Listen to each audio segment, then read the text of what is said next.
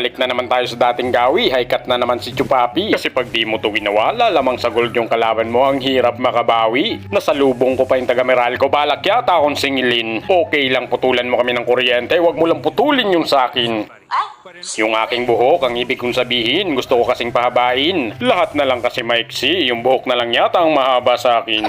Akala ko first blood na ako, si Eudora pala. Sinalubong ba naman yung bulalakaw ni Novaria? Muntik pa ako madakot ni Edith, nakakagulat naman. Isang tapik lang ako, pwedeng matuluyan. Sayang naman. Nanggigigil na siguro tong si Edith sa akin. Pinapasok ba naman ako nang hindi ko akalain? Sorry naman, sana patawarin. Wag na tayo mag-away, mahal ang tinapay, pati na rin ang kanin. Grabe ka naman, gigil na gigil ka. Wala pa nga tayong item, gusto mo palaga na? Sino yan?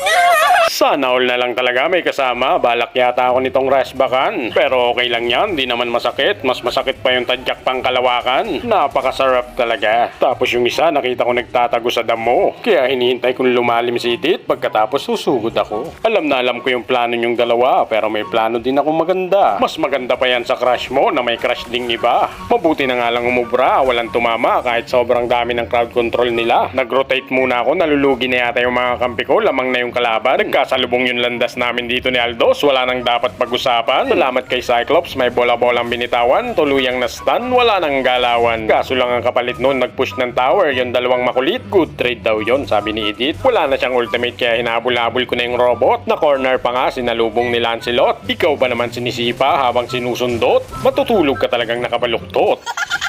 Bumalik ako sa mid dahil bigla silang nagkagulo. Pinitas ko na agad tong taga Meralco. Gusto ko pa sanang umisa kaso biglang dumating si Aldos, nagmamadali. Hinabol-habol niya ako habang nakangiti. Napakasakit naman talaga nung kaltok niya, hindi na ako pinauwi. Tumipi-tipi pa, sabay goodbye hanggang sa muli.